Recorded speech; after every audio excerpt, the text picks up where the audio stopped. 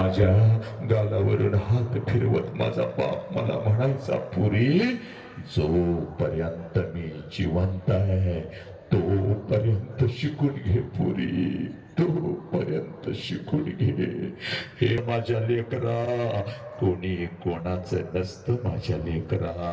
हे या लाखोच्या गर्दीत, या लाखोच्या गर्दीत आपण एकटं असतो बघ पोरी. हे सगळी नाती, हे सगळी नाती आपल्या सोबत असतात माझ्या बाळा, पण हक्काचा खांदा निघून जातो ग.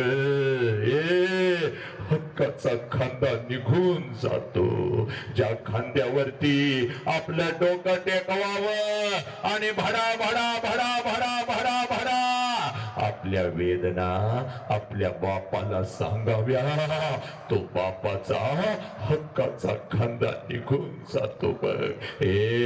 तो पदर हक्काचा निघून जातो. कितीही मोठं झालं, कितीही मोठं झालं तर त्या पदराच्या आड लपावं आणि हंबरडा फोडत लहान लेकरासारखं आपल्या आईला कडकडून मिठी मारावी. तो आईचा पदर निघून जातो पुरी, तो आईचा पदर निघून जातो. माझ्या लेकरा, जोपर्यंत मी जिवंत तोपर्यंत शिकून घे. ज्याला आई बाप नाही त्याला काही नाही बघ पुरी, त्याला काही नाही बघ. ज्याला आई बाप नाही त्याला काही नाही बघ. माझ्या बापाने मला शिकवलं, तुझ्या बापाकडून एसटी पुरता पैसा मी घेत होती, हातामध्ये 2 पिशव्या घेत होती, एसटी मध्ये मी बसत होती, एसटी माझ्या माहेरी येत होते, एसटीतून खाली मी उतरत होते, घराच्या दिशेने मी धावत होते. माझ्या नजरेच्या डब्यामध्ये माझं घर यायचं पोरी. घराच्या अगोदर घराच्या समोर ते अंगण मला दिसायचं आणि सगळ्यात अगोदर त्या अंगणामध्ये मला माझ्या बापाचं चप्पल दिसायचं आणि अंगणामध्ये बापाचं चप्पल दिसलं की लांबूनच मला कळायचं माझा बाप घरामध्ये आहे, माझा आबा घरामध्ये आहे. आणि मग अंगणातूनच मी माझ्या बापाला हाक द्यायची, आबा आबा. आणि आबाची हाक माझ्या बापाच्या कानावरती पडताच जेवणाच्या ताटावरचा माझा बाप उठून पळत पळत बाहेर यायचा, माझ्या हातातल्या पिशव्या घ्यायचा आणि माझ्या कानात मला हळूच विचारायचा, पुरी सासरी सगळं ठीक तर आहे ना ग पुरी? मी तुला चुकीच्या ठिकाणी तर दिलं नाही ना ग पुरी? आबाच्या डोळ्यातलं पाणी पुसत मी माझ्या बापाला म्हणायचे, आबा सगळं काही चांगलं आहे आबा, तुमची आठवण आली म्हणून आले आबा, तुमची आठवण आली म्हणून आले. रोज डोळ्यासमोर दिसत होता आबा, तुमची किंमत मला नाही कळाली हो. नको तसं मी तुम्हाला बोलत होती आबा. आबा तुमच्या या लेकीच्या काही चुका झाल्या असतील तर मला माफ करा आबा.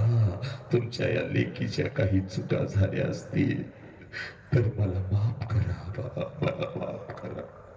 माझा बाप मला जवळ घेत म्हणायचा, कार्टे रडवतेस की काय ग, चल घरात, गप गप रडू नको, चल घरात. आणि माझा बाप अंगणातूनच माझ्या आईला हाक द्यायचा. माझा बाप अंगणातूनच माझ्या आईला हाक द्यायचा. अगं ऐकलंस का ग, पोर आली की ग आपली, पोर आली की आपली. माझ्या आईची हाय, माझ्या बापाचे हाक माझ्या आईच्या गाडावरती पडतात. जेवणाच्या ताटावरची माझी आई उठून पळत पळत बाहेर यायची. आईच्या हातामध्ये एक पाण्याचा तांब्या, दुसऱ्या हातामध्ये एक भाकरीचा तुकडा. माझी माऊली पळत पळत पळत पळत माझ्या जवळ यायची, तांब्यामध्ये भाकरीचा तुकडा बुडवायची, माझ्यावरून ओवाळायची, तुकडा इकडे इकडे टाकून द्यायचे आणि मला म्हणायचे, पोरे थोडं गाल पुढं कर की ग. आणि गाल पुढं केलं ना केलं, गाल पुढं केलं ना केलं की माझ्या दोन्ही गालाचा मुका घे, माझ्या दोन्ही गालाचा मुका घे. आपली आठी बोट माझ्या गालावरून फिरवायची आणि कडा कडा कडा कडा कडा कडा आपल्या कपाळावर मोडत माझी आई मला म्हणायची, पोरे चाल की ग घरात. महिना झालं तुझा बाप नीट जेवला सुद्धा नाही की ग पुरी. माझ्या लेकरा चल घरात, तुझ्या हाताने एखादा घास तुझ्या बापाला बरं पुरी. चल घरात. 25 वर्ष आता उलटून गेली मग पुरी. 25 वर्ष आता उलटून गेली मग. आणि 25 वर्षानंतर जेव्हा मी आता माझ्या माहेरी जाते ना ग, घर तेच आहे, अंगण हे तेच आहे, घर तेच आहे, अंगण ही तेच आहे, पण त्या अंगणामध्ये आता मला माझ्या बापाचं चप्पल दिसत नाही पुरी. त्या अंगणामध्ये आता मला माझ्या बापाचं चप्पल दिसत नाही. अंगणातून जरी मी हाक दिली, आबा, जेवणाच्या ताटावरचा माझा बाप उठून आता पळत बाहेर येत नाही पुरी. माझ्या हातातल्या पिशव्या आता माझा बाप घेत नाही पुरी. आणि माझ्या कानात मला आता हळूच विचारत नाही, पुरी कशी आहेस का पुरी, पुरी कशी आहेस. माझा बाप आता अंगणातून माझ्या आईला हाक देत नाही. आईच्या कानावर माझ्या बापाची हाक आता पडत नाही पुरी. जेवणाच्या ताटावरची माझी आई उठून आता पळत बाहेर येत नाही. आईच्या हातातला तो पाण्याचा तांब्या आणि तो भाकरीचा तुकडा आता मला दिसत नाही पोरी. आणि माझ्या दोन्ही गालाचं मुख घेणारी ती माय माऊली मला आता त्या घरात दिसत नाही पोरी. 2 पावलं उचलून जेव्हा घरामध्ये मी प्रवेश करते ना ग, भिंतीवरती मला माझ्या बापाचा फोटो दिसतो आणि काळीज माझ सर्र करत पुरी.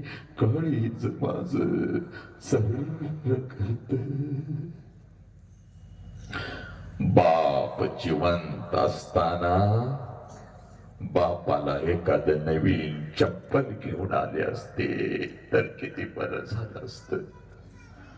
बाप जिवंत असताना बापाला एखादा नवीन शर्ट आणून त्याच्या अंगामध्ये घातला असता तर किती बरं झालं असतं. बाप जिवंत असताना थोडस तेल या ओंजळीमध्ये घेऊन बापाच्या डोक्यावर घातलं असतं तर किती बरं झालं असतं. बाप जिवंत असताना बापाला कडकडून एक मिठी मारली असती तर किती बरं झालं असतं पुरी. किती बरं झालं असतं. बाप जिवंत असताना थोडस गरम पाणी करून असत. एक घास चिवचा, एक घास काऊचा, एक घास चिवचा, एक घास काऊचा असं म्हणत म्हणत अंगा खांद्यावरती खेळवत एक तर किती बरं झालं असतं पुरी. किती बरं झालं असतं. लाखो रुपये आहेत बघ पोरी तुझ्या बापाकडे आता. लाखो रुपये. एका गावाला काय गा, एका गावाला काय, पंचक्रोशीला पंचपक्वानाचं जेवण मी घालू शकते पुरी. पण एखादा घास बापाच्या फोटो जवळ धरला तर फोटोतून आता आवाज नाही येणार पुरी. कशी आहेस का पुरी, पुरी कशी आहेस. एखादा घास त्या आईच्या फोटो जवळ धरला तर फोटोतली आई खाली येऊन आता माझ्या गालाचं मुख नाही घेणार पुरी. आला श्वास, आला श्वास, गेला श्वास, जेव्हा तुझं रतंतर जगन मरण. एका श्वासाचं अंतर पोरानो जगातलं सगळ्यात मोठं शिक्षण माझ्या छत्रपतींच्या समोर तुझ्या काळजामध्ये पेरतो आणि मी इथं थांबतो पोरा. जोपर्यंत आई बापाचा श्वास सुरू आहे, जोपर्यंत आई बापाचा श्वास सुरू आहे, आई बापाच्या प्रत्येक श्वासाला जीव लावा.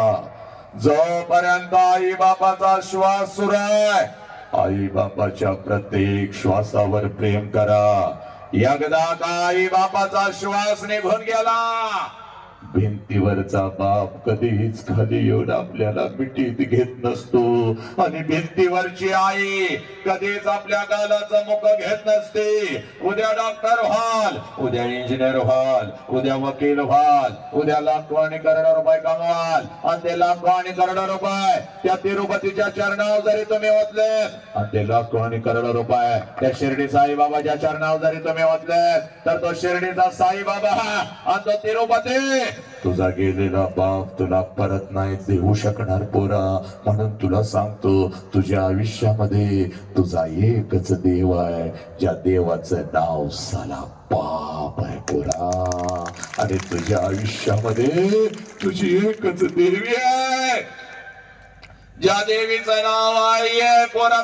फक्त 10 मिनिटं तुझ्या आयुष्याची घेतो, पण पोरीनो हा बाप तुम्हाला कळाला का? छत्रपतींची शपथ घेऊन सांग पोरी, हे ऐक रे माझ्या पोरा, पडल्यात पण तुझ्या बापाच्या टाचला, पण पोरी तुझ्या टाचावर एक भेग सुद्धा तुझ्या बापानं पडू दिली नाही बघ. पाठीच्या थंडीमध्ये जेव्हा तुम्ही झोपलेला असताना ग अंगावरती 2-2 चादरी घेऊन, तेव्हा तुझा बाप कुठल्या तर शेतात चिखल तुडवत पिकाला पाणी पाजत असतो बघ. तुझा बाप कुठल्या तर शेतात चिखल तुडवत रात्रीच्या 12 वाजता पिकाला पाणी पाजत असतो आणि ते बिचारा पैसे बनवतात. पोरग माझं 12वीला आहे, त्याच्यासाठी पैसा लागेल. माझ्या लेकराला पायात पैंजण करावं म्हणतो, माझ्या लेकराला एक अर्ध्या तोडाचा दागिना करावं म्हणतो. हे नालायकानो, बाप तुमचा विचार करत असतो आणि त्याच बापाला तुम्ही पायाखाली घ्यायला तयार झाला. हे पोरीना, आईला धमकी देता नीट ऐकायचं जरा. नाही पटलं तरी ऐकायचं, नाही पटलं तरी ऐकायचं माझ्या लेकरानो. आई बापासाठी ऐकायचं. हे पोरीनो, आई ग, आईला धमकी देतीस की ग? आईला धमकी देतीस? हा, मला मोबाईल दे बघ, नाहीतर काहीतर करून घेते बघ, मी काहीतर करून घेते बघ. मी आतून कडी लावून काय काय बसता. आईला धमकी काय देता? रात्रीचा बाप येतो बघ, जेवायला फक्त बसतो, हातामध्ये ग त्या बापाच्या हातामध्ये फक्त एक घास आहे, मुखामध्ये एक घास आहे आणि तुझी आई म्हणते, तुझी आई म्हणते, अहो अहो पोरगी